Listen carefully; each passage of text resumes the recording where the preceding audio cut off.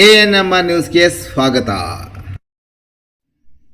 ಚಿಂತಾಮಣಿ ನಗರದ ಎನ್ಆರ್ ಬಡಾವಣೆಯ ನಗರಸಭೆ ಕಚೇರಿಯ ಹಿಂಭಾಗದಲ್ಲಿರುವ ಗುರುಸ್ಪರ್ಶ ತಾಯಿ ಮತ್ತು ಮಕ್ಕಳ ಆಸ್ಪತ್ರೆಯಲ್ಲಿ ವಿಶೇಷ ಚಿಕಿತ್ಸಾ ಸೌಲಭ್ಯಗಳು ದೊರೆಯಲಿದೆ. ಮಕ್ಕಳ ತಜ್ಞರಾದ ಡಾಕ್ಟರ್ ಕಲ್ಯಾಣ್ ಎಸ್ ಜಿ ವಾರದ 7 ದಿನಗಳಲ್ಲಿ ಮಕ್ಕಳ ತುರ್ತು ಚಿಕಿತ್ಸೆ ಜೊತೆಗೆ ಪ್ರತಿದಿನ 7 ರಿಂದ ಮಧ್ಯರಾತ್ರಿ 12 ಗಂಟೆವರೆಗೂ ಕಾರ್ಯನಿರ್ವಹಿಸಲಿದ್ದಾರೆ. ನವಜಾತ ಶಿಶು ಆರೈಕೆ, ರೋಗ ನಿರೋಧಕ ಲಸಿಕೆಗಳು, ಒಳರೋಗಿ ಮತ್ತು ಹೊರರೋಗಿ ಸೇವೆಗಳ ಜೊತೆಗೆ ಫೋಟೋಥೆರಪಿ ಮತ್ತು ನೆಬುಲೈಸೇಷನ್ ಸೇವೆಗಳು ಇವರಿಂದ ದೊರೆಯಲಿದೆ. ಪ್ರಸೂತಿ ಮತ್ತು ಸ್ತ್ರೀ ರೋಗ ತಜ್ಞರಾದ ಡಾಕ್ಟರ್ ಯಶಸ್ವಿನಿ ಜಿ ರವರು ವಾರದ 7 ದಿನಗಳಲ್ಲಿ ಬೆಳಗ್ಗೆ 10 ರಿಂದ ಮಧ್ಯಾಹ್ನ 2 ಗಂಟೆ, ಸಂಜೆ 6 ರಿಂದ 9 ಗಂಟೆವರೆಗೂ ಕಾರ್ಯನಿರ್ವಹಿಸಲಿದ್ದು, ಬಂಜೆತನ ನಿವಾರಣೆ ಮತ್ತು ಲ್ಯಾಪ್ರೋಸ್ಕೋಪಿಕ್ ಸ್ಪೆಷಾಲಿಟಿ ತಜ್ಞರಾಗಿದ್ದು, ಇದರ ಜೊತೆಗೆ ಆಂಟಿನೇಟಲ್ ಕೇರ್, ನಾರ್ಮಲ್ ಡೆಲಿವರಿ ಮತ್ತು caesarean section, high risk pregnancy services, family planning service ಸೇವೆಗಳ ಜೊತೆಗೆ ಗೈನಕಾಲಜಿಗೆ ಸಂಬಂಧಿಸಿದಂತೆ ಅಡೋಲಸೆಂಟ್ ಪ್ರಾಬ್ಲಮ್, PCOD ಪ್ರಾಬ್ಲಮ್, ಗರ್ಭಶಸ್ತ್ರ ಚಿಕಿತ್ಸೆ, ಕ್ಯಾನ್ಸರ್ ಸ್ಕ್ರೀನಿಂಗ್, ಲ್ಯಾಪ್ರೋಸ್ಕೋಪಿ ಸರ್ಜರಿ ಸೌಲಭ್ಯ ಇವರಿಂದ ದೊರೆಯಲಿದೆ. ಆಸ್ಪತ್ರೆಯಲ್ಲಿ ಔಷಧಿ ಅಂಗಡಿಯ ಸೌಲಭ್ಯ, ಒಳರೋಗಿಗಳ ಸಾಮಾನ್ಯ ಮತ್ತು ವಿಶೇಷ ಕೊಠಡಿಗಳ ಜೊತೆಗೆ ಆಕ್ಸಿಜನ್ ಸೌಲಭ್ಯದ ಕೊಠಡಿ ಸಹ ದೊರೆಯುತ್ತಿದೆ. ಹೆಚ್ಚಿನ ವಿವರಗಳಿಗೆ ಮೊಬೈಲ್ ಸಂಖ್ಯೆ 7676985401ಕ್ಕೆ ಸಂಪರ್ಕಿಸುವುದು. ನಮ್ಮ ಉನ್ನತ ಶಿಕ್ಷಣ ಇಲಾಖೆಯಲ್ಲಿ ಸಹಾಯಕ ಪ್ರಾಧ್ಯಾಪಕರಾಗಿ ಆಯ್ಕೆ ಆಗಬೇಕಾದ್ರೆ ಅಷ್ಟು ಸುಲಭದ ಕೆಲಸ ಅಲ್ಲ. ಭಾಳ ದೊಡ್ಡ ಮಟ್ಟದ ಸ್ಪರ್ಧೆ ಇರ್ತದೆ. ಪರೀಕ್ಷೆ ಬರಿಬೇಕು. ಪರೀಕ್ಷೆಯಲ್ಲಿ ಬರಿಬೇಕಾದ್ರೆ ಅರ್ಹತೆ ಪಡಿಬೇಕು. ಒಂದು ಡಾಕ್ಟರೇಟ್ ಪದವಿ ಪಡಿಬೇಕು ಮತ್ತು ಇಲ್ಲ ಅಂದರೆ KCET ಪರೀಕ್ಷೆಯಲ್ಲಿ ಪಾಸ್ ಆಗಬೇಕು. ಅಷ್ಟು ಸುಲಭದ ವಿಚಾರ ಅಲ್ಲ. ಇವೆಲ್ಲ ಮಾಡಿದ ನಂತರ ನಮ್ಮ ಇಲಾಖೆಯ ಪರೀಕ್ಷೆಯಲ್ಲಿ ಅವರು ಉತ್ತಮ ಅಂಕಗಳನ್ನು ಗಳಿಸಬೇಕಾಗುತ್ತೆ. ಆಮೇಲೆ ಅವರು ಈ ಆಯ್ಕೆ ಪ್ರಕ್ರಿಯೆಯಲ್ಲಿ ಸಹಾಯಕ ಪ್ರಾಧ್ಯಾಪಕರಾಗಿ ಆಯ್ಕೆ ಆಗ್ತಕ್ಕಂಥ ಪ್ರಕ್ರಿಯೆ. ಅದರಿಂದ ಒಂದು ಉತ್ತಮ ಜ್ಞಾನವನ್ನು ಮತ್ತು ತಮ್ಮ ಅನುಭವಗಳು ಮತ್ತು ತಾವು ನಡೆದು ಬಂದ ದಾರಿಯಲ್ಲಿ ಅನುಭವದೆಲ್ಲವನ್ನ ಇವತ್ತು ತಮ್ಮ ಮುಂದೆ ಯುವ ಸ್ನೇಹಿತ ಲಕ್ಷ್ಮೀನಾರಾಯಣ ಸ್ವಾಮಿ ಅವರು ತಮ್ಮ ಮುಂದೆ ಇಟ್ಟಿದ್ದಾರೆ. ನಾವೆಲ್ಲರೂ ಬಾಬಾ ಸಾಹೇಬ್ ಅಂಬೇಡ್ಕರ್ ಅವರು ಜೀವನ, ಅವರು ನಡೆದು ಬಂದ ದಾರಿ, ಅವರು ಒಂದು ಶೋಷಿತ ಸಮಾಜಕ್ಕೆ ಒಳಪಟ್ಟವರಾಗಿ ಅವರು ಪಟ್ಟಂಥ ಕಷ್ಟ, ಆ ಕಾಲದಲ್ಲೇ ಅವರು ಶಿಕ್ಷಣದ ಬಗ್ಗೆ ಅವರಿಗಿದ್ದಂಥ ಕಾಳಜಿ, ನಂತರ ಅವರು ಅಷ್ಟು ಸುಲಭದ ವಿಚಾರ ಅಲ್ಲ. ಇವತ್ತು ಪ್ರತಿಯೊಬ್ಬರು ನಾವು ವಿದೇಶಕ್ಕೆ ಹೋಗಬೇಕು ಅಂತ ಬಯಸ್ತೇವೆ. ಆದರೆ ಅಂಬೇಡ್ಕರ್ ಅವರು ಆ ಕಾಲದಲ್ಲೇ ವಿದೇಶದಲ್ಲಿ ಉನ್ನತ ವ್ಯಾಸಂಗ ಮಾಡ್ತಕ್ಕಂಥದ್ದು ಅಷ್ಟು ಸುಲಭದ ವಿಚಾರ ಅಲ್ಲ. ಇಷ್ಟೆಲ್ಲ ಏನು ಸಮಸ್ಯೆಗಳ ನಡುವೆ ಅವರು ಈ ದೇಶದ ಗಡಿಯನ್ನು ದಾಟಿ ಅಮೆರಿಕದ ಕೊಲಂಬಿಯಾ ವಿಶ್ವವಿದ್ಯಾಲಯದಲ್ಲಿ ಅವರು ಉನ್ನತ ವ್ಯಾಸಂಗ ಮಾಡ್ತಕ್ಕಂಥದ್ದು, ನಂತರ ಲಂಡನ್ ಸ್ಕೂಲ್ ಆಫ್ ಎಕನಾಮಿಕ್ಸಲ್ಲಿ ಆರ್ಥಿಕ ತಜ್ಞರಾಗಿ ಅಲ್ಲಿ ಅವರ ಅನುಭವ, ಇವೆಲ್ಲ ನೋಡಿದಾಗ ಇವತ್ತು ಪ್ರತಿಯೊಬ್ಬರೂ ಮಾತಾಡ್ತಾರೆ. ಇವತ್ತು ಸಮಾಜದಲ್ಲಿ ಏನಾದರೂ ಪರಿವರ್ತನೆ ಆಗಬೇಕಾದ್ರೆ ಅದಕ್ಕೆ ದೊಡ್ಡ ಅಸ್ತ್ರ ಶಿಕ್ಷಣ. ಇದನ್ನು ನಾವು ಒತ್ತಿ ನಾವೆಲ್ಲ ಹೇಳಬೇಕಾಗುತ್ತೆ. ಇವತ್ತು ಸರ್ಕಾರಿ ವ್ಯವಸ್ಥೆ ಇರ್ಬೋದು ಅಥವಾ ಖಾಸಗಿ ವ್ಯವಸ್ಥೆ ಇರ್ಬೋದು, ಶಿಕ್ಷಣ ಅಂತಕ್ಕಂಥದ್ದು ಭಾಳ ಪ್ರಮುಖವಾಗಿರ್ತಕ್ಕಂಥ ಒಂದು ಜೀವನದ ಒಂದು ಬಹುಮುಖ್ಯವಾಗಿರ್ತಕ್ಕಂಥ ಒಂದು ಘಟ್ಟ ಆಗಿದೆ. ಯಾಕಂದರೆ ಇವತ್ತು ಮಕ್ಕಳು ಶಿಕ್ಷಣವನ್ನು ಪಡೆದರೆ ಸಮಾಜದಲ್ಲಿರ್ತಕ್ಕಂಥ ಅಸಮಾನತೆ, ಇವತ್ತು ಮೇಲು ಕೀಳು ಅಂತಕ್ಕಂಥದ್ದು, ಸಮಾಜ ನಿರ್ಮಾಣ ಮಾಡುವಂಥದ್ದಕ್ಕೆ ಇವತ್ತು ಇವೆಲ್ಲ ಶಿಕ್ಷಣ ಒಂದೇ ಕಾರಣ ಅಂತಕ್ಕಂಥ ಮಾತನ್ನು ಹೇಳ್ತಾರೆ. ಇವತ್ತು ಶಿಕ್ಷಣ ಇದ್ದರೆ ಎಲ್ಲ ಯಾರನ್ನೂ ಯಾವುದೇ ರೀತಿಯಲ್ಲಿ ಗುರ್ಸಕ್ಕೆ ಹೋಗೋದಿಲ್ಲ. ಸಾಧನೆ ಮಾಡಿದಂಥವರು ನಮ್ಮೊಟ್ಟಿಗೆ ಬರ್ತಾರೆ ಅಂತ ಇಟ್ಕೊಳ್ಳಿ. ಯಾರು ನೀವು ಯಾವ ಕುಲಕ್ಕೆ ಯಾವ ಜಾತಿಗೆ ಸೇರಿದ್ದೀವಿ ಅಂತ ಕೇಳಕ್ಕೆ ಹೋಗೋದಿಲ್ಲ. ಅವರ ಸಾಧನೆನೇ ಅವರಿಗೆ ಕಾಣ್ತಾ ಇರುತ್ತೆ ಬಿಟ್ಟರೆ ಅವರು ಯಾವ ಜಾತಿಯಿಂದ ಅವರು ಜಾತಿಗೆ ಒಳಪಟ್ಟಿದ್ದಾರೆ ಅಂತಕ್ಕಂಥದ್ದು ಯಾರು ನೋಡೋಕ್ಕೆ ಹೋಗೋದಿಲ್ಲ. ಅದನ್ನು ನಾವು ಅರ್ಥ ಮಾಡ್ಕೋಬೇಕು. ಎಷ್ಟೇ ನಾವು ಭಾಷಣ ಎಲ್ಲರೂ ಮಾಡಿದ್ರು ಸಹ ಈ ಸಮಾಜದಲ್ಲಿ ಪರಿವರ್ತನೆ ಅಥವಾ ಸಮಾಜದಲ್ಲಿ ಬದಲಾವಣೆ ಆಗಬೇಕಾದ್ರೆ ಶಿಕ್ಷಣ ಒಂದೇ ದೊಡ್ಡ ಅಸ್ತ್ರ ಅಂತಕ್ಕಂಥದ್ದು ನನ್ನ ಅಭಿಪ್ರಾಯ. ಅದರಿಂದ ನಮ್ಮ ಮಕ್ಕಳನ್ನು ಶಿಕ್ಷಣದಿಂದ ವಂಚಿತರಾಗ್ತಕ್ಕಂಥದ್ದು ಮಾಡಬಾರ್ದು. ಗುಣಮಟ್ಟದ ಶಿಕ್ಷಣ ಕೊಡ್ತಕ್ಕಂಥ ಜವಾಬ್ದಾರಿ ಸರ್ಕಾರಕ್ಕೆ ಇದೆ ಮತ್ತು ಅದನ್ನು ಪಡಿತಕ್ಕಂಥ ಹಕ್ಕು ತಮಗೆಲ್ಲರಿಗೂ ಇದೆ ಅಂತಕ್ಕಂಥ ಮಾತನ್ನು ಈ ಸಂದರ್ಭದಲ್ಲಿ ಹೇಳ್ತೇನೆ. ಏನು ಬಾಬಾ ಸಾಹೇಬ್ ಅಂಬೇಡ್ಕರ್ ಅವರು ಒಂದು ಸಂವಿಧಾನ ಕೊಟ್ಟಿದ್ದಾರೆ. ಈಗಾಗಲೇ ಶಿವಪ್ರಸಾದ್ ಹೇಳಿದ್ರು, ಇವತ್ತು ಮಹಿಳೆಯರಿಗೆ ಹಕ್ಕು, ಇವತ್ತಿಗೂ ಅದ್ರ ಬಗ್ಗೆ ಭಾಳಷ್ಟು ವಿವಾದಗಳು. ನಮ್ಮ ಒಡ ಹುಟ್ಟಿದವಳಿಗೆ ನಾವು ಸಮ ಪಾಲು ಕೊಡುವಂಥದ್ದಕ್ಕೆ ಇವತ್ತಿಗೂ ಯಾರಿಗೂ ಮನಸ್ಸು ಬರೋದಿಲ್ಲ. ಗಂಡಸರಿಗೆ ಬರ್ತದ ಬರ್ತದಪ್ಪ ನಿಮಗೆ? ನಮ್ಮ ಜೊತೆಯಲ್ಲೇ ಬೆಳೆದಂಥವರಿಗೆ ಆಸ್ತಿಯಲ್ಲಿ ಸಮ ಪಾಲಿದೆ ಅಂತ ಹೇಳಿ ಅದನ್ನು ಒಪ್ಪೋದಕ್ಕೂ ಇವತ್ತು ಸಮಾಜದಲ್ಲಿ ಬಹಳ ಕಷ್ಟದ ಪರಿಸ್ಥಿತಿ ಇದೆ. ಈ ಆಲೋಚನೆ, ಆ ಪರಿಕಲ್ಪನೆ ಮಹಿಳೆಯರಿಗೆ ಒಂದು ದೊಡ್ಡ ಸ್ಥಾನ ಕೊಡಬೇಕು. ಮಹಿಳೆಯರು ಈ ವ್ಯವಸ್ಥೆಯಲ್ಲಿ ಅವ್ರದ್ದೇ ಆದಂಥ ಒಂದು ಸ್ವಂತ ಕಾನೂನಿನ ಮೇಲೆ ನಿಲ್ಲಬೇಕು ಅಂತಕ್ಕಂಥ ಒಂದು ಆಲೋಚನೆ ಬಹುಶಃ ಅಂಬೇಡ್ಕರ್ ಅವ್ರಿಗೆ ಆಗಲೇ ಬಂದಿತ್ತು. ಅಂದರೆ ನಿಜವಾಗ್ಲೂ ಯಾವ ರೀತಿ ಒಂದು ದೂರದೃಷ್ಟಿ ಇತ್ತು ಅವರಲ್ಲಿ ಅಂತಕ್ಕಂಥದ್ದು. ಸಮಾಜದ ಬಗ್ಗೆ ಅವರಿಗೆ ಒಂದು ಇರ್ತಕ್ಕಂಥ ಕಳಕಳಿ, ಇದನ್ನು ನಾವ್ಯಾರು ಅದನ್ನು ಮರೀಲಿಕ್ಕೆ ಸಾಧ್ಯ ಇಲ್ಲ. ಅದನ್ನು ನಾವೆಲ್ಲ ಒಪ್ಕೋಬೇಕಾಗುತ್ತೆ. ಈ ರೀತಿ ಒಂದು ಆಲೋಚನೆಗಳು ಬರಬೇಕಾದ್ರೆ ಎಲ್ಲೋ ಒಂದು ಕಡೆ ಅವರು ಈ ಎಲ್ಲ ವ್ಯವಸ್ಥೆಗಳನ್ನು ಬಹಳ ಆಳವಾಗಿ ಅರ್ಥ ಮಾಡ್ಕೊಂಡಿರೋರಾಗಿರ್ತಕ್ಕಂಥವ್ರು. ಒಂದು ಅವರ ಸ್ವಂತ ಅನುಭವಗಳು, ಜೀವನ, ಅವರು ಯಾವ ರೀತಿ ಬಾಲ್ಯದಿಂದ ಯಾವ ರೀತಿ ಅವರು ಬೆಳೆದು ಬಂದರು ಅಂತಕ್ಕಂಥದ್ದು ಒಂದು. ಸೀಮಿತ ಮಾಡಬೇಡಿ, ಅವರನ್ನು ಬಂದಿಗಳಾಗಿ ಮಾಡಬೇಡಿ ಅಂತಕ್ಕಂಥದ್ದು. ಇವತ್ತು ಸಮಾಜದಲ್ಲಿ ಯಾರ್ಯಾರು ಸಾಧನೆ ಮಾಡಿದ್ದಾರೆ ಅವರೆಲ್ಲರ ಬಗ್ಗೆ ಈಗ ಅವರು ಮಾತಾಡುವಂಥ ಸಂದರ್ಭದಲ್ಲಿ ಭಾಳ ಬಸವಣ್ಣನ ಬಗ್ಗೆ ಮಾತಾಡೋದು, ಅವರು ವೇಮನ ಬಗ್ಗೆ ಮಾತಾಡೋದು, ಇನ್ನು ಈ ರೀತಿ ಕುವೆಂಪು ಅವ್ರ ಬಗ್ಗೆ ಮಾತಾಡೋದು. ಎಲ್ಲ ಧರ್ಮದ ಸಾಧಕರು ಯಾರಿವತ್ತು ಸಮಾಜದಲ್ಲಿ ಎಲ್ಲರನ್ನೂ ಸಮಾನವಾಗಿ ನೋಡಬೇಕು. ಇವತ್ತು ವಿಶ್ವಮಾನವ ಅಂತೇಳಿ ಕುವೆಂಪು ಅವರನ್ನು ಯಾಕೆ ಕರೀತಾರೆ? ಒಂದು ಮುಂದುವರೆದ ಜಾತಿಯಿಂದ ಬಂದಂಥವರು ಯಾವ ರೀತಿ ಸಮಾಜವನ್ನು ನೋಡಿದ್ರು, ಯಾವ ದೃಷ್ಟಿಯಲ್ಲಿ ನೋಡಿದ್ರು, ಸಮಾಜಕ್ಕೆ ಏನು ಸಂದೇಶ ಕೊಟ್ಟರು ಅಂತಕ್ಕಂಥದ್ದು ಇವೆಲ್ಲ ನಾವು ಗಮನಿಸಬೇಕಾಗುತ್ತೆ. ಅದರಿಂದ ನಾವು ಬಾಬಾ ಸಾಹೇಬ್ ಅಂಬೇಡ್ಕರ್ ಅವರ ಜೀವನದ ಬಗ್ಗೆ ಇವತ್ತಿನ ಪೀಳಿಗೆಗೆ ನಾವು ಪರಿಚಯ ಮಾಡಿಕೊಡ್ತಕ್ಕಂಥದ್ದು, ಬಹಳ ಸಣ್ಣ ವಯಸ್ಸಿನಲ್ಲಿ ಪರಿಚಯ ಮಾಡಿಕೊಡ್ತಕ್ಕಂಥದ್ದು ನಮ್ಮೆಲ್ಲರ ಕರ್ತವ್ಯ ಮತ್ತು ಜವಾಬ್ದಾರಿ. ಇವತ್ತು ತಂತ್ರಜ್ಞಾನ ನಮ್ಮ ಕೈಯಲ್ಲಿದೆ. ಅದೇ ತಂತ್ರಜ್ಞಾನ ನಮ್ಮ ಕೈಯಲ್ಲಿದೆ ಅಂತೇಳಿ ಇವತ್ತು ಮಕ್ಕಳು ಇವತ್ತು ಮಾಹಿತಿಯನ್ನು ಅಥವಾ ಹೆಚ್ಚಿನ ವಿಷಯಗಳನ್ನು ಅರ್ಥ ಮಾಡಿಕೊಳ್ತಕ್ಕಂಥ ನಿಟ್ಟಿನಲ್ಲಿ ತಂತ್ರಜ್ಞಾನವನ್ನು ಬಳಸ್ಕೊಳ್ತಾ ಇಲ್ಲ ಅಂತ ನಾನು ಭಾವಿಸ್ತೇನೆ. ಅವರ ಗಮನ ಬೇರೆ ಇದೆ ಇವತ್ತು. ಅದರಿಂದ ಇವತ್ತು ಅವರ ಗಮನವನ್ನು ಈ ಕಡೆ ಸೆಳೆಬೇಕು ಅಂತಕ್ಕಂಥ ಒಂದು ಪ್ರಯತ್ನವನ್ನು ನಾವು ಮಾಡಬೇಕು. ಆ ದೃಷ್ಟಿಯಲ್ಲೇ ಇವತ್ತು ನಮ್ಮ ಅಂಬೇಡ್ಕರ್ ಭವನದಲ್ಲಿ ಕೇವಲ ಒಂದು ಸಾಂಸ್ಕೃತಿಕ ಅಥವಾ ಬೇರೆ ಚಟುವಟಿಕೆಗಳಿಗೆ ಸೀಮಿತವಾಗಿರ್ತಕ್ಕಂಥ ಅಲ್ಲಿ ನಾವು ಏನು ಮಕ್ಕಳಿಗೆ, ಶಾಲಾ ಮಕ್ಕಳಿಗೆ ಅಂಬೇಡ್ಕರ್ ಅವರ ಜೀವನದ ಚರಿತ್ರೆ, ಅಂಬೇಡ್ಕರ್ ಅವರ ಸಾಧನೆಗಳು, ಅವರು ನಡೆದು ಬಂದ ದಾರಿ, ಇವೆಲ್ಲವನ್ನು ಪರಿಚಯ ಮಾಡಿಕೊಳ್ತಕ್ಕಂಥ ವ್ಯವಸ್ಥೆಯನ್ನು ಅಲ್ಲಿ ಒಂದು ಮ್ಯೂಸಿಯಂ ರೀತಿಯಲ್ಲಿ ಮಾಡಬೇಕು ಅಂತಕ್ಕಂಥದ್ದು ನಾವೀಗ ತೀರ್ಮಾನ ಮಾಡಿದ್ದೀವಿ. ಮತ್ತು ಒಂದು ಎಕ್ಸ್ಪೀರಿಯನ್ಸ್ ಸೆಂಟರ್ ಅಂತ ಹೇಳಿ ಇವತ್ತಿನ ತಂತ್ರಜ್ಞಾನವನ್ನು ಬಳಸಿ ಅತ್ಯಾಧುನಿಕ ತಂತ್ರಜ್ಞಾನವನ್ನು ಅಲ್ಲಿ ಅಳವಡಿಸಬೇಕು ಅಂತಕ್ಕಂಥದ್ದು ಒಂದು ಪ್ರಯತ್ನ ಆಗಿದೆ. ಈಗ ಈಗಾಗಲೇ ಸುಮಾರು 19 ಕೋಟಿ ಇವತ್ತು ಅಲ್ಲಿ ಖರ್ಚಾಗಿದೆ. ಬಹುಶಃ 70-80 ಲಕ್ಷ ಹೆಚ್ಚುವರಿಯಾಗಿ ಆಗುವಂಥ ಒಂದು ಪರಿಸ್ಥಿತಿ ನಿರ್ಮಾಣ ಆಗ್ತಾ ಇದೆ.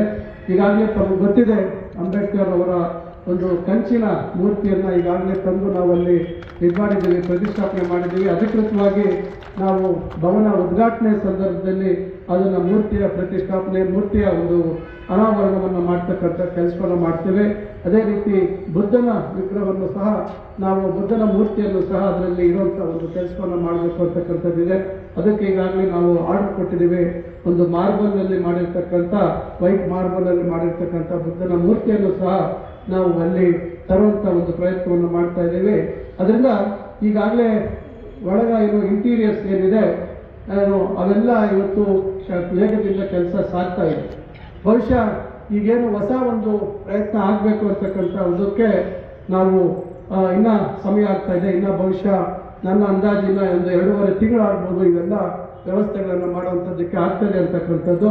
ಮತ್ತು ನಾವು ಈಗ ಅಲ್ಲಿ 2 ಕೊಠಡಿಗಳನ್ನು ಭಾಳಷ್ಟು ಜನ ನಮ್ಮ ಸ್ನೇಹಿತರು ನನ್ನ ಹತ್ರ ಬಂದು ಜಗಳಾಡ್ಕೊಂಡು ಹೋದ್ರು. ಎಲ್ಲ ಸಮುದಾಯಗಳಿಗೆ ಜಾಗ ಕೊಟ್ಬಿಟ್ರೆ ನಮಗೆ ಕೊಟ್ಟಿಲ್ಲ ಅಂತೇಳಿ ಬಂದು ನನ್ನ ಹತ್ರ ಜಗಳ ಮಾಡಿದ್ರು. ನಾನು ಹೇಳಿದೆ, ಊರಿನ ಹೃದಯ ಭಾಗದಲ್ಲಿ ಜಾಗ ಕೊಟ್ಟಿದ್ದೀವಿ ಅಂಬೇಡ್ಕರ್ ಅವರ ಭವನಕ್ಕೆ, ಇದು ಈ ರೀತಿಯಾಗಿ ನೀವು ಆಲೋಚನೆ ಮಾಡುವಂಥದ್ದು ಬೇಡ, ನಮಗೆ ಅಧ್ಯಯನ ಕೇಂದ್ರ ಅಂತೇಳಿ ನಮಗೇನಾದರೂ ಮಾಡಬೇಕು ಅಂತೇಳಿ. ಈಗ ಅದಕ್ಕಾಗಿ ನಾವು ಅಲ್ಲಿ 2 ಕೊಠಡಿಗಳನ್ನು, ಒಂದು ಮಹಿಳೆಯರಿಗೆ ಒಂದು ಪುರುಷರಿಗೆ, 2 ಕೊಠಡಿಗಳಲ್ಲಿ ಇವತ್ತು ಕಂಪ್ಯೂಟರ್ಗಳನ್ನು ಅಳವಡಿಸುವಂಥ ಕೆಲಸವನ್ನು ಮಾಡ್ತೇವೆ. ಏನು ಇವತ್ತು ತಾವುಗಳು ವಿಶೇಷವಾಗಿ ಛಲವಾದಿ ಸಮುದಾಯಕ್ಕೆ ಸೇರಿದಂಥವರು ತಾವುಗಳು ಅಲ್ಲಿ ಕೆರಿಯರ್ ಕೌನ್ಸಿಲಿಂಗ್ಗೆ, ಕೆರಿಯರ್ ಏನು ನಮ್ಮ ಸ್ಪರ್ಧಾತ್ಮಕ ಪರೀಕ್ಷೆಗಳಿಗೆ ಬೇಕಾಗಿರ್ತಕ್ಕಂಥ ಮಾಹಿತಿ ಒಳಗೊಂಡಂಥ ವ್ಯವಸ್ಥೆಗಳನ್ನು ಅಲ್ಲಿ ಮಾಡಬೇಕು ಅಂತಕ್ಕಂಥದ್ದಾಗಿದೆ. ಅದನ್ನು ತಾವು ಪ್ರತ್ಯೇಕವಾಗಿ ಬಳಸ್ಬೋದು ಅಂತಕ್ಕಂಥ ಮಾಹಿತಿಯನ್ನು ಈ ಸಂದರ್ಭದಲ್ಲಿ ನಾನು ತಮಗೆ ತಿಳಿಸ್ಲಿಕ್ಕೆ ಬಯಸ್ತೇನೆ. ಕಲ್ಯಾಣ ಇಲಾಖೆ ಸಹ ಅಲ್ಲೇ ಕಚೇರಿಯನ್ನು ನಾವು ಅಲ್ಲೇ ತೆಗೆಸುವಂಥದ್ದು ಮಾಡ್ತೀವಿ. ಯಾಕಂದರೆ ಅದರ ನಿರ್ವಹಣೆ ಆಗಬೇಕು, ಸರಿಯಾದ ರೀತಿಯಲ್ಲಿ ನಿರ್ವಹಣೆ ಆಗಬೇಕು. ಹವಾನಿಯಂತ್ರಿತ ವ್ಯವಸ್ಥೆ ಇರ್ತದೆ, ಎಲ್ಲ ರೀತಿ ಈಗಿನ ಕಾಲದ ತಂತ್ರಜ್ಞಾನದ ವ್ಯವಸ್ಥೆ ಇದೆ, ಒಳ್ಳೆಯ ಹಾಸನದ ವ್ಯವಸ್ಥೆ ಇದೆ. ಇವೆಲ್ಲ ಇದ್ದಂಥ ಸಂದರ್ಭದಲ್ಲಿ ನಾವು ಸುಸಜ್ಜಿತವಾಗಿ ಎಲ್ಲ ಶೌಚಾಲಯದಿಂದ ಎಲ್ಲ ವ್ಯವಸ್ಥೆಗಳು ಹೊಸದಾಗಿ ಎಲ್ಲ ನಿರ್ಮಾಣ ಮಾಡ್ತಾ ಇರೋದ್ರಿಂದ ಅದರ ನಿರ್ವಹಣೆ ಬಹಳ ಮುಖ್ಯ. ನಾನು ತಮ್ಮೆಲ್ಲರಲ್ಲೂ ವಿನಂತಿಸ್ಕೊಳ್ತೇನೆ, ಇದು ನಮ್ಮೆಲ್ಲರ ಸ್ವತ್ತು ಅಂತಕ್ಕಂಥ ರೀತಿಯಲ್ಲಿ ನಾವು ಅದನ್ನು ಬಳಸ್ಕೋಬೇಕಾಗುತ್ತೆ. ನಾವೆಲ್ಲರೂ ಅದನ್ನು ಸುಶಿಕ್ಷಿತವಾಗಿ ಅದರಲ್ಲಿ ಏನು ನಾವು ಅದಕ್ಕೆ ಹಾನಿ ಮಾಡಿದ ರೀತಿಯಲ್ಲಿ ಅದನ್ನು ಬಳಸ್ಕೋಬೇಕಾಗಿರ್ತಕ್ಕಂಥದ್ದು ನಮ್ಮೆಲ್ಲರ ಕರ್ತವ್ಯ. ಈಗ ನಾನು ಆಗಲೇ ಹೇಳಿದಾಗೆ ನಾವು ನಿರಂತರವಾಗಿ ಮಕ್ಕಳಿಗೆ ಅಲ್ಲಿ ಬಂದು ಒಂದು ರೀತಿ ಶೈಕ್ಷಣಿಕ ಅಧ್ಯಯನದ ಒಂದು ಕಾರ್ಯಕ್ರಮ ರೂಪಿಸಬೇಕು ಅಂತಕ್ಕಂಥದ್ದಿದೆ. ಶಾಲೆಯ ಮಕ್ಕಳು ಅಲ್ಲಿ ಎಲ್ಲರೂ ಬಂದು ಅಲ್ಲಿ ಅಂಬೇಡ್ಕರ್ ಅವರ ಬಗ್ಗೆ ಏನು ನಾವು ಮ್ಯೂಸಿಯಂ ಮಾಡ್ತಾ ಇದ್ದೀವಿ ಅದರ ಸಂಪೂರ್ಣ ಮಾಹಿತಿಯನ್ನು ಕಲೆ ಹಾಕ್ಕೊಳ್ತಕ್ಕಂಥದ್ದು ಮತ್ತು ಅಂಬೇಡ್ಕರ್ ಅವರ ಸಾಧನೆಯ ಬಗ್ಗೆ ಒಂದು ಇಂಟರಾಕ್ಟಿವ್ ಒಂದು ಡಾಕ್ಯುಮೆಂಟ್ರಿ ಮಾಡಬೇಕು ಅಂತಕ್ಕಂಥದ್ದು, ಅವರ ಬಗ್ಗೆ ಒಂದು ವಿಡಿಯೋ ಪ್ರೆಸೆಂಟೇಷನ್ ಮಾಡಬೇಕು ಅಂತಕ್ಕಂಥದ್ದು. ಯಾಕಂದರೆ ದೊಡ್ಡ ಪರದೆಯನ್ನು ನಾವು ಅಳವಡಿಸ್ತಾ ಇದ್ದೀವಿ. ಒಂದು 14 ಅಡಿಗೆ 36 ಅಡಿ ಎಲ್ ಇಡಿಯನ್ನು ಅಲ್ಲಿ ಪರ್ಮನೆಂಟ್ ಆಗಿ ಫಿಕ್ಸ್ ಮಾಡುವಂಥ ಕೆಲಸವನ್ನು ಮಾಡ್ತಾ ಇದ್ದೀವಿ. ಅಷ್ಟು ದೊಡ್ಡ ಮಟ್ಟದಲ್ಲಿ ಲಕ್ಷಾಂತರ ರೂಪಾಯಿ ಖರ್ಚು ಮಾಡಿದ್ಮೇಲೆ ಅದನ್ನು ಒಳ್ಳೆ ರೀತಿ ಸದ್ಬಳಕೆ ಕೂಡ ನಾವು ಮಾಡ್ಕೋಬೇಕಾಗುತ್ತೆ. ಆಗ ಸುಮಾರು 904 ಆಸನಗಳಲ್ಲಿ ಆಗ್ಬೋದು. ಆ 904 ಆಸನಗಳಲ್ಲಿ ಮಕ್ಕಳೆಲ್ಲ ಕೂತು ಒಂದು ಅರ್ಧ ಗಂಟೆ ಅಂಬೇಡ್ಕರ್ ಅವ್ರ ಬಗ್ಗೆ, ಅವರ ಜೀವನ ಮತ್ತು ಎಲ್ಲ ಪ್ರತಿಯೊಂದು ವಿಚಾರಗಳ ಬಗ್ಗೆ ನಾವು ಮುಂದೆ ಅದಕ್ಕೆ ಬೇರೆ ಮಾಹಿತಿಯನ್ನು ಅದಕ್ಕೆ ಒದಗಿಸ್ಬೋದು. ಅದನ್ನು ಇವೆಲ್ಲ ತರುವಂಥ ಪ್ರಯತ್ನ ಮಾಡ್ತಾ ಇದ್ದೀವಿ. ಆಗ ಮಕ್ಕಳು ಒಂದು ಅರ್ಧ ದಿವಸ ಬಂದು ಇಲ್ಲಿ ಭೇಟಿ ಕೊಟ್ಟು ಹೋಗುವಂಥದ್ದಾಗ್ತದೆ. ಆಗ ಆ ಸಣ್ಣ ವಯಸ್ಸಿನಲ್ಲೇ ಮಕ್ಕಳಿಗೆ ಅಂಬೇಡ್ಕರ್ ಅವರ ಒಂದು ಕಷ್ಟ, ಸುಖ, ನೋವು, ಅವರ ಸಾಧನೆ ಇವೆಲ್ಲದರ ಬಗ್ಗೆ ಅರ್ಥಕೊಳ್ಳುವಂಥದ್ದಕ್ಕೆ ಆಗುತ್ತೆ ಅಂತಕ್ಕಂಥ ಈ ವ್ಯವಸ್ಥೆಯನ್ನು ಮಾಡಬೇಕು ಅಂತಕ್ಕಂಥದ್ದಿದೆ. ಬಂದು ನೇರೆಗೆ ಮತ್ತೆ ಅದಕ್ಕೆ ಅನುದಾನ ಹೆಚ್ಚು ಒದಗಿಸ್ಕೊಡುವಂಥ ಒಂದು ಕೆಲಸವನ್ನು ನಾನು ಮಾಡಬೇಕು ಅಂತಿದ್ದೀನಿ. ಅದನ್ನೆಲ್ಲ ನಾನು ತ್ವರಿತವಾಗಿ ಮಾಡಿ ಆದಷ್ಟು ಈಗ ಏಪ್ರಿಲ್ ತಿಂಗಳು ನಾವು ಮೇ, ಜೂನ್, ಜುಲೈ ಮಧ್ಯದ ಒಳಗೆ ಅದನ್ನು ಬಹಳ ದೊಡ್ಡ ಪ್ರಮಾಣದಲ್ಲಿ ಬಹಳ ಅದ್ಧೂರಿಯಾಗಿ ಬಹಳ ವಿಜೃಂಭಣೆಯಿಂದ ನಾವು ಆ ಒಂದು ಭವನದ ಉದ್ಘಾಟನೆಯನ್ನು ನಾವು ಮಾಡಬೇಕಾಗಿರ್ತದೆ. ತಮ್ಮೆಲ್ಲರೂ ಸಹಕಾರ ಬೇಕಾಗುತ್ತೆ. ಇದು ಎಲ್ಲರೂ ಒಂದು ರೀತಿಯ ಹಬ್ಬದ ರೀತಿಯಲ್ಲಿ ನಾವು ಈ ಒಂದು ಆ ಭವನದ ಉದ್ಘಾಟನೆಯಲ್ಲಿ ಪಾಲ್ಗೊಳ್ಬೇಕಾಗುತ್ತೆ. ಇವತ್ತು ನಮ್ಮ ಜಿಲ್ಲಾಧಿಕಾರಿಗಳು ಬಹಳ ಹೆಚ್ಚಿನ ಒಂದು ಗಮನ ಹರಿಸಿ ಇವತ್ತು ಬಹಳ ಒಳ್ಳೆಯ ರೀತಿಯಲ್ಲಿ ಚಿಕ್ಕಬಳ್ಳಾಪುರದಲ್ಲಿ ಸುಮಾರು 50ಕ್ಕೂ ಹೆಚ್ಚು ಇವತ್ತು ಸ್ತಬ್ಧ ಚಿತ್ರಗಳ ಒಂದು ಮೆರವಣಿಗೆ, ಬಹುಶಃ ದಸರಾ ಅಲ್ಲಿ ಯಾವ ರೀತಿ ನಡೀತದೆ ಅದೇ ರೀತಿ ಇವತ್ತು ಸಹ ಒಂದು ಮಿನಿ ದಸರಾ ರೀತಿಯಲ್ಲಿ ಇವತ್ತು ಚಿಕ್ಕಬಳ್ಳಾಪುರದಲ್ಲಿ ಈ ಅಂಬೇಡ್ಕರ್ ಜಯಂತಿಯ ಕಾರ್ಯಕ್ರಮ ಬಹಳ ಚೆನ್ನಾಗಿ ಇವತ್ತು ಸ್ತಬ್ಧ ಚಿತ್ರಗಳ ಮೆರವಣಿಗೆ ರೂಪದಲ್ಲಿ ಬಹಳ ಅಚ್ಚುಕಟ್ಟಾಗಾಯಿತು. ಬಹುಶಃ ಇದನ್ನ ನಾವು ಮುಂದಿನ ದಿನಗಳಲ್ಲಿ ಯಾವ ರೀತಿ ಮಾಡಬೇಕು, ನಮ್ಮ ಚಿಂತಾಮಣಿಯಲ್ಲಿ ಅಂಬೇಡ್ಕರ್ ಭವನದ ಉದ್ಘಾಟನೆ ಸಂದರ್ಭದಲ್ಲಿ ಒಂದು ದೊಡ್ಡ ಮಟ್ಟದಲ್ಲಿ ಎಲ್ಲರೂ ಪಾಲ್ಗೊಳ್ತಕ್ಕಂಥ ಕೆಲಸ ಆಗಬೇಕು ಅಂತಕ್ಕಂಥ ಮನವಿಯನ್ನು ನಾನು ಈ ವೇದಿಕೆ ಮುಖಾಂತರ ನಾನು ಮಾಡ್ತಾ ಇದ್ದೆ. ಈಗ ಮಾತಾಡಿದಂಥ ಸ್ನೇಹಿತರು ಹೇಳ್ತಾ ಇದ್ರು ಯಾವ ರೀತಿ ನಮ್ಮ ಆಹಾರ ಭದ್ರತೆ ಏನು, ಒಂದು ಆಹಾರದಲ್ಲಿ ನಾವು ನಮ್ಮ ಸ್ವಾವಲಂಬಿಗಳಾಗಬೇಕು ಅಂತಕ್ಕಂಥ, ಆಹಾರ ಉತ್ಪಾದನೆಯಲ್ಲಿ ಸ್ವಾವಲಂಬಿಗಳಾಗಬೇಕು ಅಂತಕ್ಕಂಥದ್ದು ಏನು. ಅವತ್ತು ಸ್ವಾತಂತ್ರ್ಯ ಬಂದಂಥ ಸಂದರ್ಭದಲ್ಲಿ ನಮ್ಮ ದೇಶದ ಪರಿಸ್ಥಿತಿ ಏನಿತ್ತು, ಯಾಕಂದರೆ ಇವತ್ತು ಭಾಳಷ್ಟು ಜನ ಭಾಳ ಮಾತಾಡ್ಬೋದು. ಇವತ್ತು ನಾನೀಗ ಅಂಬೇಡ್ಕರ್ ಭವನ ವಿಚಾರದಲ್ಲಿ ತಂತ್ರಜ್ಞಾನದ ಬಗ್ಗೆ ಇಷ್ಟೆಲ್ಲ ಮಾತಾಡ್ಬೋದು. ಇದೇ ಸ್ವಾತಂತ್ರ್ಯ ಬಂದಂಥ ಸಂದರ್ಭದಲ್ಲಿ ಈ ತಂತ್ರಜ್ಞಾನ ಇವೆಲ್ಲ ಮಾತಾಡೋದಕ್ಕೆ ಅವಕಾಶ ಇತ್ತು. ಕನಿಷ್ಠ ಅವತ್ತು 2 ಹೊತ್ತು ಊಟ ಸಿಕ್ಕಿದ್ರೆ ಸಾಕಪ್ಪ ನಾವು ಬದುಕ್ತೀವಿ ಅಂತಕ್ಕಂಥ ಪರಿಸ್ಥಿತಿಯಲ್ಲಿ ನಾವಿರ್ತೀವಿ. ಕಾಲ ಕಳೆದಂಗೆ ಇವತ್ತು ಅಂದಿನಿಂದ ಇಂದಿನವರೆಗೂ ಆಳದಂಥ ಪ್ರತಿಯೊಬ್ಬರು ತಮ್ಮದೇ ಆದಂಥ ರೀತಿಯಲ್ಲಿ ಈ ದೇಶದ ಬೆಳವಣಿಗೆಗಾಗಿ ಕೊಡುಗೆಗಳನ್ನು ಕೊಟ್ಟಿರ್ತಕ್ಕಂಥವ್ರು ಇದ್ದಾರೆ. ಆದರೆ ಇವತ್ತು ಏನಾಗಿದೆ, ಯಾರೂ ಏನೂ ಮಾಡಲಿಲ್ಲ ಅಂತ, ಸದ್ಯ ಪುಣ್ಯ ಅವರು ಅಂಬೇಡ್ಕರ್ ಅವರೇನು ಮಾಡಲಿಲ್ಲ ಅಂತ ಹೇಳೋಕ್ಕಿನ್ನ ಮಟ್ಟಕ್ಕೆ ಹೋಗಿಲ್ಲ ಬಹುಶಃ. ಅದು ಯಾವಾಗ ಅವ್ರ ಬಾಯಿಂದ ಬರ್ತದೋ ಗೊತ್ತಿಲ್ಲ. ಅಂದರೆ ಯಾವ ರೀತಿ ಇವತ್ತು ಈ ದೇಶದಲ್ಲಿ ಬಾಬು ಜಗಜೀವನ್ ರಾಮ್ ಅವರು ಆ ಸಂದರ್ಭದಲ್ಲಿ ಕೊಟ್ಟಂಥ ಕರೆ, ನಾವು ಆಹಾರ ಉತ್ಪಾದನೆಯಲ್ಲಿ ಯಾವ ರೀತಿ ನಾವು ಕ್ರಮ ವಹಿಸಬೇಕು, ಯಾವ ರೀತಿ ಆ ಕಡೆ ಗಮನ ಕೊಡಬೇಕು, ಎಷ್ಟು ಅದರ ಕಡೆ ಗಮನ ಕೊಟ್ಟು ಆಹಾರ ಉತ್ಪಾದನೆ ದೊಡ್ಡ ಮಟ್ಟದಲ್ಲಿ ಆಗಬೇಕು ಅಂತಕ್ಕಂಥದ್ದು ಇವತ್ತು ಬೇರೆ ದೇಶಗಳಿಗೆ ನಾವು ರಫ್ತು ಮಾಡುವಂಥದ್ದಿದೆ. ಕೆಲವು ಆಹಾರ ಪದಾರ್ಥಗಳು ಬೇರೆ ದೇಶಗಳಿಂದ ನಾವು ತರಿಸ್ಕೊಳ್ಳುವಂಥದ್ದು ಇದೆ, ಇಲ್ಲ ಅಂತ ಹೇಳೋದಿಲ್ಲ. ಆದರೆ ಇವತ್ತು ಏನು ಯುದ್ಧ ನಡೀತಾ ಇದೆ, ಇವತ್ತು ತೈಲದ ಸಮಸ್ಯೆ ಆಗಿದೆ. ಅದೊಂದು ನಿಕ್ಷೇಪ ನಮಗಿಲ್ಲ, ತೈಲ ನಿಕ್ಷೇಪ ದೊಡ್ಡ ಪ್ರಮಾಣದಲ್ಲಿಲ್ಲ, ಬಹಳ ಸಣ್ಣ ಪ್ರಮಾಣದಲ್ಲಿದೆ. ಅದು ನಮ್ಮ ಬೇಡಿಕೆಗೆ ಸಾಕಾಗುವಷ್ಟು ಇಲ್ಲ. ಇವತ್ತು ಇದೇ ಏನಾದರೂ ಆಹಾರದ ಕೊರತೆ ಇದ್ದಿದ್ರೆ ಬಹುಶಃ ಆ ರೀತಿ ಪರಿಸ್ಥಿತಿ ಬಂದಿದ್ರೆ ನಮ್ಮ ಪರಿಸ್ಥಿತಿಗಳು ಏನಾಗ್ತಿತ್ತು ಅಂತಕ್ಕಂಥದ್ದು ಯೋಚನೆ ಮಾಡಿ. ಈ ರೀತಿ ಬಹಳ ದೂರದೃಷ್ಟಿ ಇಟ್ಕೊಂಡು ಅವತ್ತು ಬಾಬು ಜಗಜೀವನ್ ರಾಮ್ ಅವರು ಒಂದು ಕರೆಯನ್ನು ಕೊಟ್ಟು ಯಾವ ರೀತಿ ಈ ದೇಶ ಆಹಾರ ವಿಚಾರದಲ್ಲಿ ಸ್ವಾವಲಂಬಿ ಆಗಬೇಕು ಅಂತಕ್ಕಂಥ ಒಂದು ಕೆಲಸ ಆಯಿತು. ಅದೇ ರೀತಿ ಅವರು ಒಂದು ರೈಲ್ವೆ ಸಚಿವರಾಗಿ ಅಥವಾ ಕಾರ್ಮಿಕ ಸಚಿವರಾಗಿ ಅವರು ಬಹುಶಃ ಹಲವಾರು ಇಲಾಖೆಗಳ ಜವಾಬ್ದಾರಿಯನ್ನು ಅವರು ಹೊತ್ಕೊಂಡಿದ್ರು. ಸುದೀರ್ಘವಾದಂಥ ರಾಜಕೀಯ ಪಯಣ ಅವರು ನಿರಂತರವಾಗಿ ಬಹುಶಃ ಯಾರು ಅವ್ರ ಕಡೆ ಬೆರಳು ತೋರಿಸಿದಂಥವರೇ ಇಲ್ಲ ಅಂತ ಕಾಣುತ್ತೆ.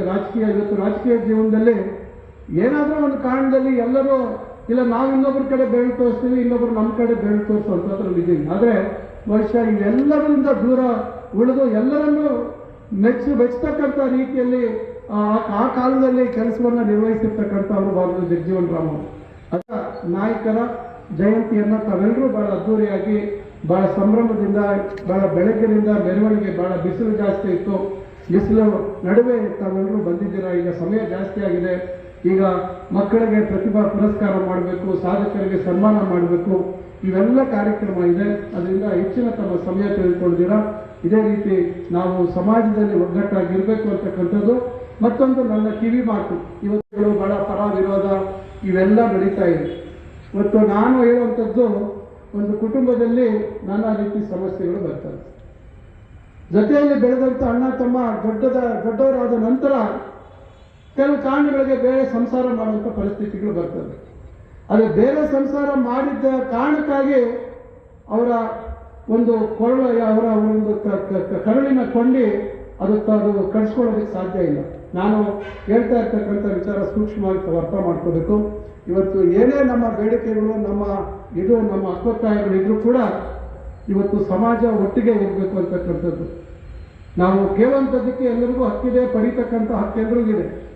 ಆದರೆ ಪಡೆದ ಮೇಲೆ ಮತ್ತೆ ನಾವು ಅಣ್ಣ ತಮ್ಮಂದರಾಗಿ ನಾವೆಲ್ಲರೂ ಒಟ್ಟಾಗಿ ಬಾಳಬೇಕು ಅಂತಕ್ಕಂಥದ್ದು ನಾನು ಬಹಳ ಸೂಚ್ಯವಾಗಿ ವಿಷಯ ಹೇಳ್ತಾ ಇದ್ದೀನಿ. ದಯವಿಟ್ಟು ಇದು ನಾನು ಜಾಸ್ತಿ ಬಿಡಿಸಿ ಹೇಳಕ್ಕೆ ಹೋಗೋದಿಲ್ಲ, ನಿಮ್ಗೆಲ್ರಿಗೂ ಅರ್ಥ ಆಗಿದೆ ಅಂತ ನಾನು ಭಾವಿಸ್ತೇನೆ.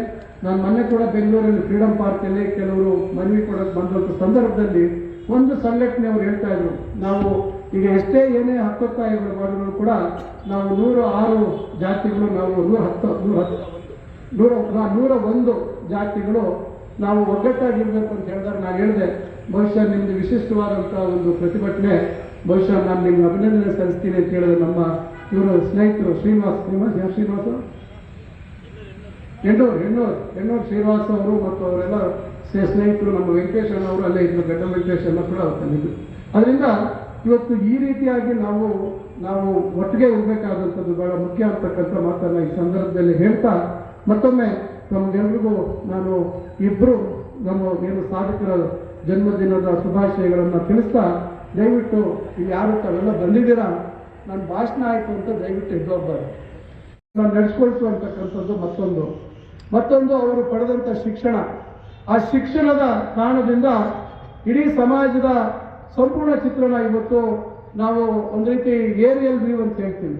ಅಂದರೆ ಮೇಲಿಂದ ಇಡೀ ಪ್ರಪಂಚವನ್ನು ನೋಡ್ತಕ್ಕಂಥದ್ದು ಅಥವಾ ಸಮಾಜವನ್ನು ನೋಡ್ತಕ್ಕಂಥ ಮಟ್ಟಕ್ಕೆ ಅಂಬೇಡ್ಕರ್ ಅವರು ಬೆಳೆದಿದ್ದ ಕಾರಣದಿಂದ ಇವತ್ತು ಒಂದು ಸದೃಢವಾದಂಥ ಸಂವಿಧಾನವನ್ನು ಅವರು ಇವತ್ತು ನಮ್ಮ ದೇಶಕ್ಕೆ ಕೊಡುವಂಥದ್ದಕ್ಕೆ ಸಾಧ್ಯ ಆಗಿದೆ.